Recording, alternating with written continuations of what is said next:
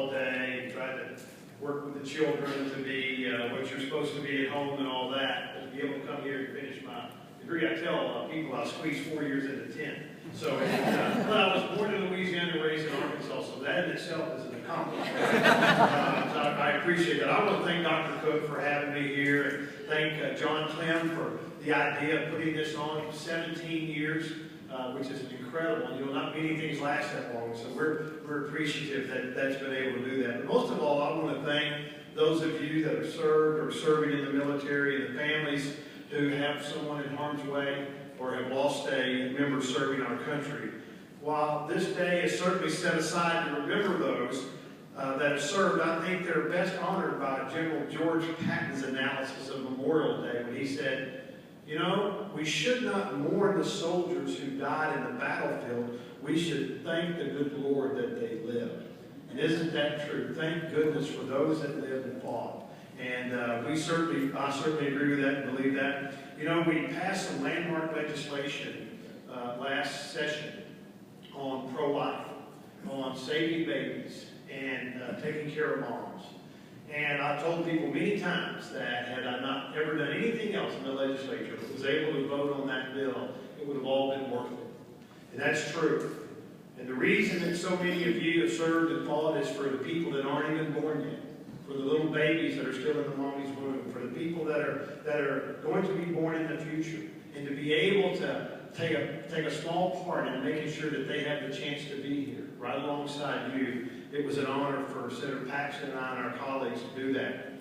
You know, when I signed up to run for election, I didn't know what it meant. I had served 25 years in the business world, and Lisa and I had kind of been involved a little bit in donating to some candidates and whatever, but I had not been involved. But I decided, you know, the Lord had blessed me with a business and some great partners that could do a better job than I could when I was there, so I decided to throw my hat in the ring.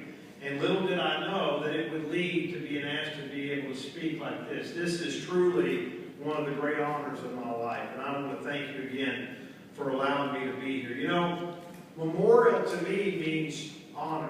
When I think about we're going to have a memorial for someone or for something, it's we're honoring them.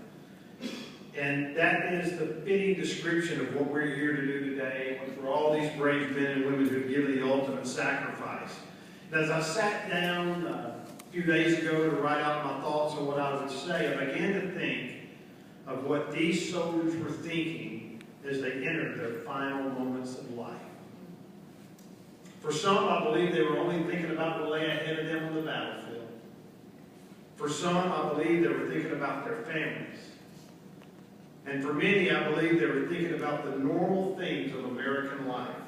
The same things you and I have the privilege to live every day. I doubt, for instance, that when Nathan Hale, the 21-year-old brave young man who was one of our first spies, was caught and captured and killed, and he said, I regret, but I have one life to live for my country. I doubt he was thinking about the grandioseness of America. I would imagine he was thinking about what it would be like to be able to be with my family again, to be able to maybe marry and have children and those types of things.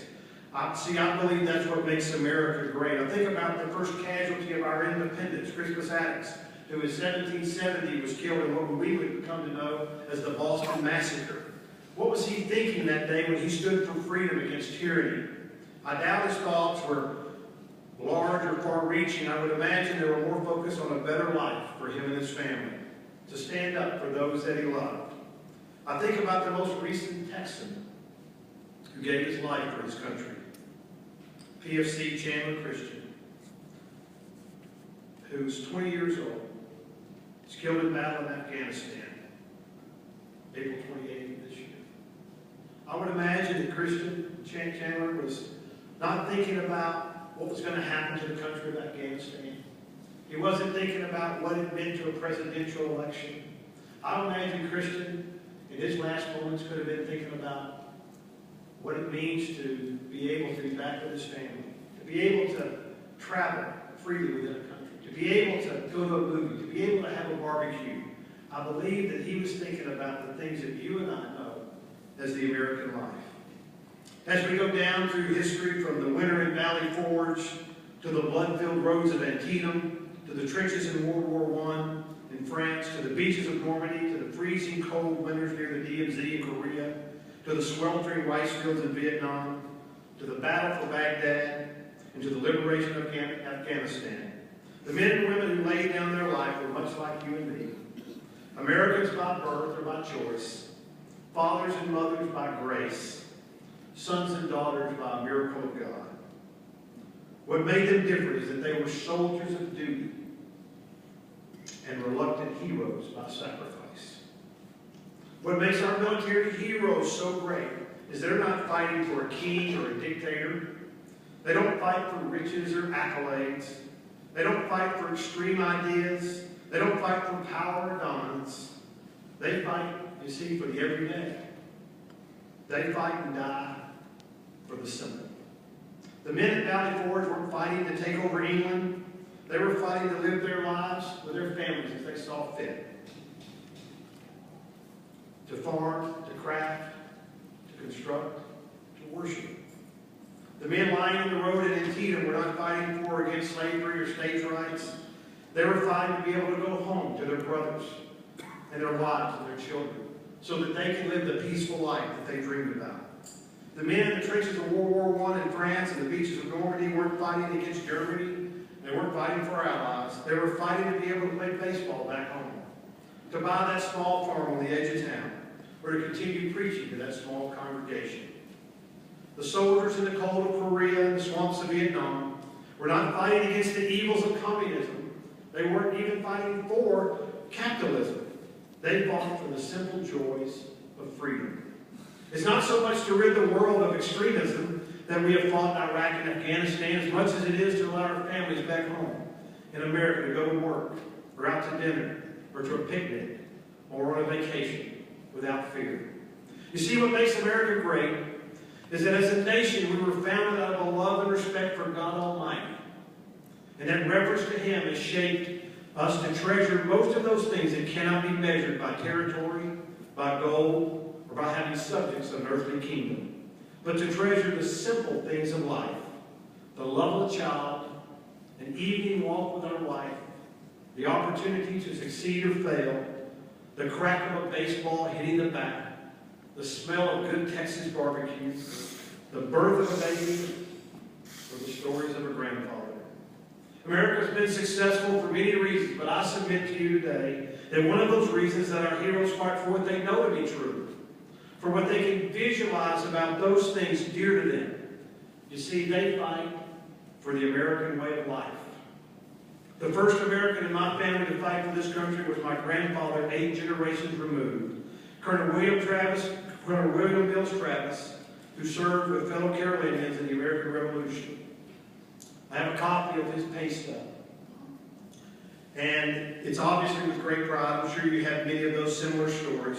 But I want to thank my 8th generation grandfather Travis and all of our grandfathers and fathers and sons and yes, now mothers and daughters. I want to thank you for allowing me to take my grandson Peter for rides in Papa's big black truck without worrying that he'll become a child warrior like so many of those young African boys. Thank you for allowing me to watch my daughter graduate from college without worrying if she will be sold into slavery or forced marriage. Thank you for allowing me to help our son with autism be all he can be, instead of worrying about him living in a society that leaves him without value. Thank you for allowing me to serve in a government where it's not the class in which I live or the tribe to which I belong that wins the day, but it's the persuasion of our ideas. You see, fighting for right is always simple. It's not necessarily easy, but it's simple. And fighting for America, for what is right, has always been to persevere, to preserve the simple things for our families and our fellow Americans. So soldiers, I honor you this 26th day of May in the year of our Lord 2014. May God continue to bless America and the great state of Texas. Thank you.